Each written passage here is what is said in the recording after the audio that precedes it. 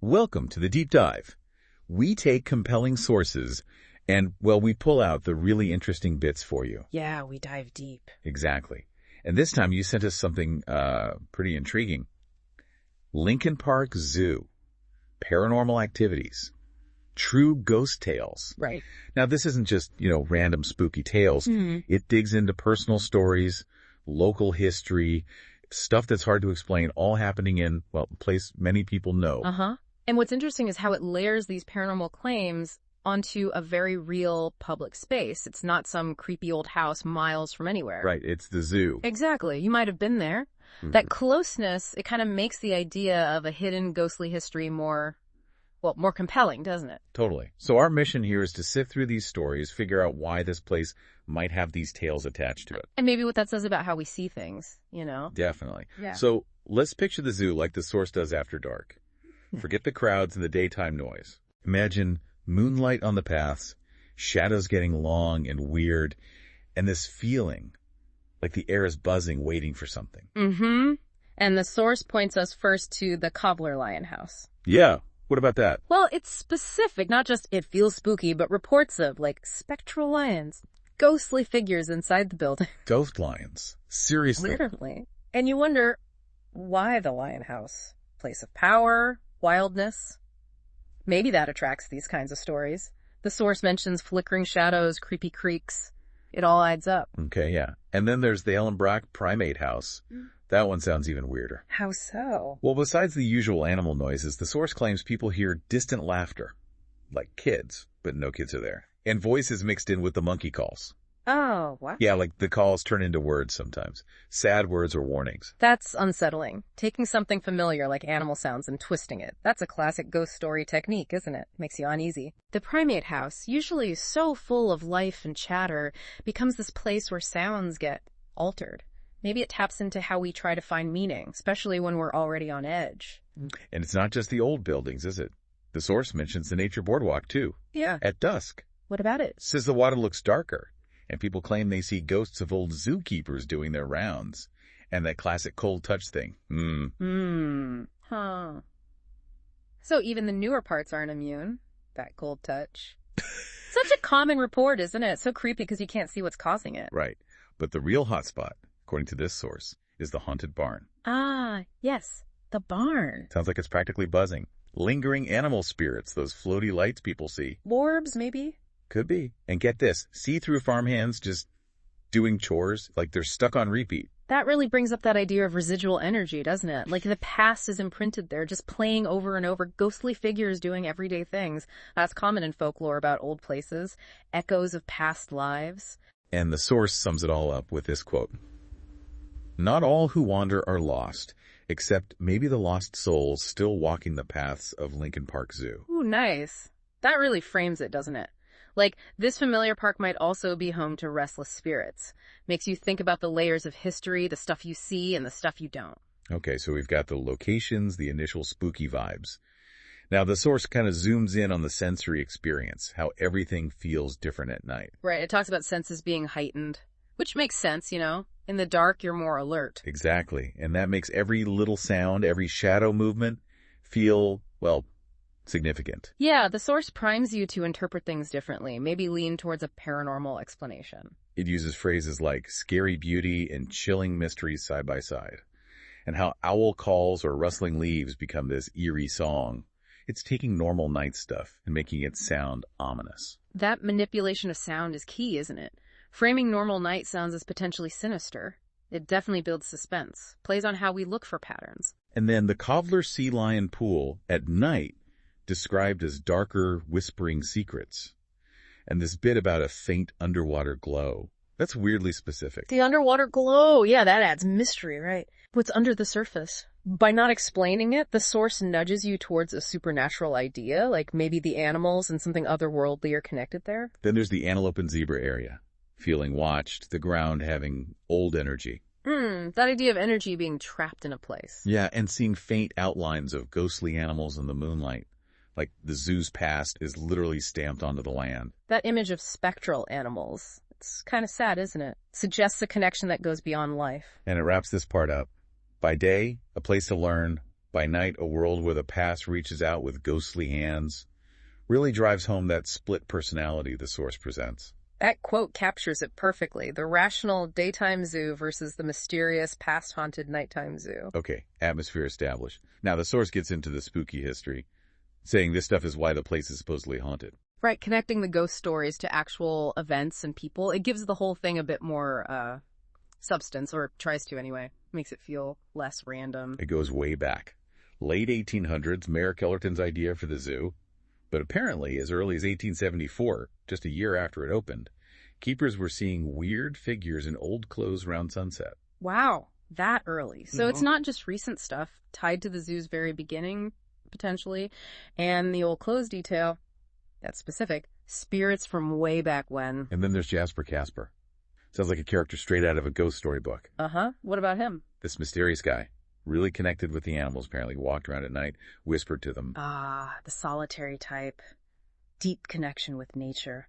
Classic archetype for becoming a ghost legend. Easy to imagine him sticking around. And, well, he vanished. Mysteriously disappeared one October night. They found his lantern near a pond, but no Jasper. Oh. So the legend grew people seeing a faint light, hearing whispers near where he vanished. And unsolved mysteries. Perfect fuel for ghost stories, right? Absolutely. The lack of closure is key. The lantern, the whispers. They keep his story alive, keep his spirit tied to the zoo and the narrative. The aviary has its own spooky tale, too. They found old bones there in 1924. Human bones? Doesn't say explicitly, just old bones. But during the work, weird stuff started happening. Tools disappearing and reappearing, strange marks showing up. Poltergeist-type activity. Sounds like it. And voices saying, leave well enough alone. Creepy. Makes you think that spot has secrets it once kept. Yeah, the idea of disturbing something old, something that doesn't want to be found. That's a classic horror trope. Resisting intrusion. And we can't forget Ella the elephant. Died in the early 1930s. People loved her. Okay. And the source claims her sad trumpet call can still be heard sometimes on quiet nights. Oh, that's poignant. Using our connection with animals, our empathy, makes the idea of her ghost more emotionally resonant, doesn't it? Taps into that feeling of loss. Yeah. And the source sums up this whole history part with, history still walks these grounds. Pretty direct. It is a constant reminder that the past, in this view, isn't just history. It might still be active, still present in weird ways. Okay, now here's where the source shifts gears. It puts you, the listener, right into the story. Calls it a haunting encounter.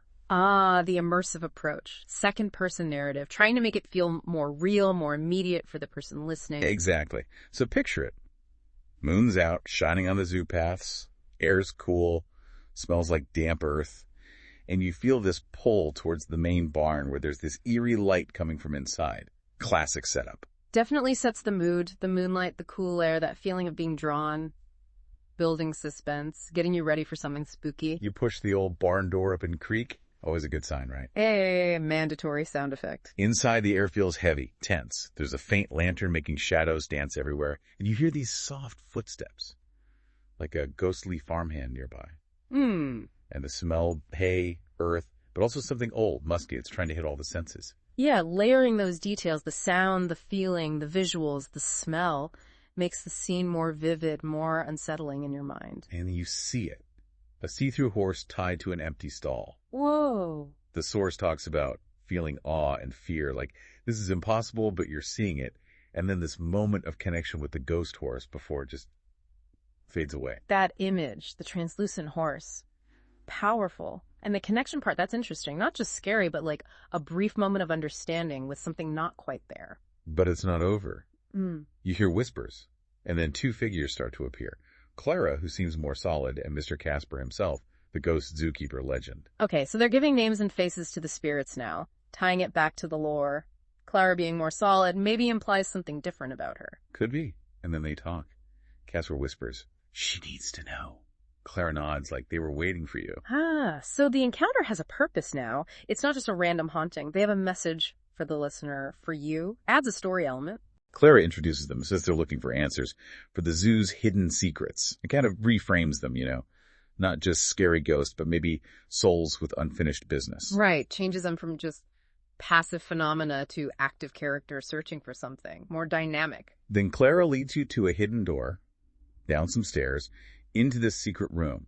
It's full of old photos, objects, Yeah. like a time capsule. The hidden room. Classic. A place where forgotten truths are stored. And right in the middle, Jasper's old diary. Clara gives it to you, says it's the key to understanding everything. The diary. The central clue. Holds all the secrets, supposedly. Very typical mystery device. And as you start reading, the source says you feel this sudden clarity. Like these aren't just ghost stories, but tales of souls seeking peace and recognition adds an emotional weight to it all. That reframes the whole thing, doesn't it? The hauntings aren't random. They're cries for help, expressions of unresolved stuff. Makes you feel empathy. Yeah. And the encounter ends with you feeling determined to remember these stories, leaving the barn feeling changed, like your view of reality just got a bit wider. So it's presented as a transformative moment. Like, encountering the paranormal or hearing these stories can shift your whole perspective on what's real. Okay, so after that intense encounter, the source pulls back a bit. It talks about the dual nature of the zoo science versus spirits, this tension between belief and skepticism. Right. Addressing that conflict we all kind of feel, don't we? Between wanting rational explanations and dealing with things that just don't seem to fit. Anecdotes, personal feelings. It highlights how the zoo is all about science and logic during the day. Animal care, research, proof. But then at night, these unproven shadows and weird events pop up, like two different worlds in one place. Mm-hmm. It points to the limits of just looking at things scientifically, especially when faced with stuff that's hard to measure or repeat. Suggests maybe there are other ways of knowing or experiencing things. And it touches on that internal struggle, wanting logic, but finding it hard to just dismiss weird experiences or compelling stories. That's relatable, I think. It really is. It's that human desire for order and understanding clashing with the power of personal experience and the fact that we don't know everything. Then it asks that big question. Can these two worlds fit together, or does one have to win over the other? Gets right to the core of it. Yeah, that challenges the idea that it has to be either science or paranormal. Opens the door to thinking maybe they can coexist, or maybe reality is bigger than we think. And then it's clever. It shows a group near the Lion House actually having this debate. People arguing for drafts, old building sounds, imagination. The skeptical arguments. Right, but others saying, yeah, but what about those moving shadows? Those voices you can't place. It's hard to just wave it all away. It's like a mini version of the whole discussion. By showing that conversation, the source presents both sides. Lets you, the listener, weigh the different viewpoints. And then someone suggests a middle ground. Maybe both can be true. Maybe the unexplained stuff pushes us to think bigger about what reality even is. That's an interesting thought. Not necessarily contradictory, but maybe pointing to gaps in our current understanding. Maybe science needs to expand. And in the narrative, you, the listener, join in, suggesting maybe these experiences are asking us to think bigger, advocating for open-mindedness. Right, reinforcing that idea that engaging with these mysteries, even just thinking about them, can broaden our horizons, make us less rigid in our thinking. The source notes this shift, where science and the supernatural seem less like enemies. That feels like a key takeaway. Yeah, a potential reconciliation. A more holistic view that values both scientific inquiry and acknowledges subjective experiences, the unexplained. And you leave that debate with an open mind, holding on to these stories that kind of bridge the gap between what we see and what we maybe don't. Leaving with an open mind. Presented as the ideal outcome, right? Yeah. Challenging assumptions. Okay, so finally, we get to the final encounter and lingering questions. Back to the zoo at night. Rustling leaves, whispers on the wind, setting the scene one last time. Building up to one last spooky moment, maybe something more direct. You're near the big cat exhibit. Suddenly, you see glowing green eyes in the dark. Uh-oh. They vanish, reappear closer, and you hear a low growl. Your heart pounds. Pure primal fear. That's much more immediate, more threatening than the earlier stuff. Glowing eyes, a growl. Could it be real? Could it be spectral? That uncertainty makes it tense. But then, poof, gone. The growl stops, the eyes disappear, and as you head for the exit, guess who shows up again? Faint outlines of Clara and Mr. Casper. Ah, they're back, watching you leave. Provides that link back to the earlier encounter. Clara sounds sad, asks, leaving already? Eh. You answer, and then she says, sometimes the past needs to be heard before it can rest. Ties it all together again. That line really hits the theme, doesn't it? The hauntings are about unresolved history, stories needing acknowledgement for peace to happen. You ask if the spirits can find peace. Clara gives a hopeful reply. The zoo holds many secrets. Your visit has brought them closer to the light. Like you're listening. Your presence actually helped somehow. That's interesting. Gives your encounter a sense of purpose, like you made a difference just by engaging with the story, bringing it into the light, like she says. Maybe moving them towards resolution. Their shapes fade as you walk out the gates. City sounds get louder. The zoo and its mysteries stay behind. But then, a final faint whisper near your ear. A goodbye.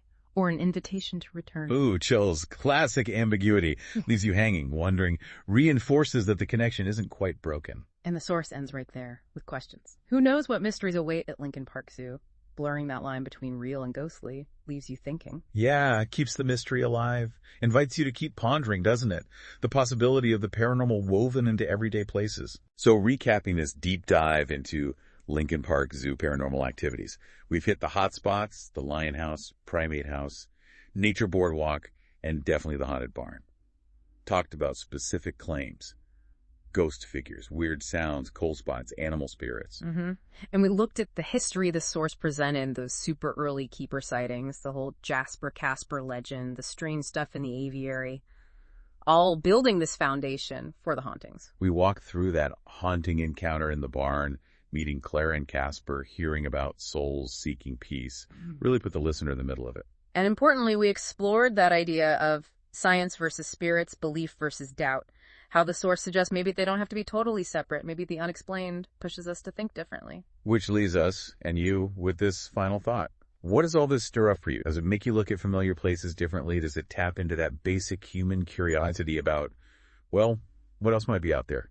Definitely gives you something to chew on next time you're near Lincoln Park Zoo, eh?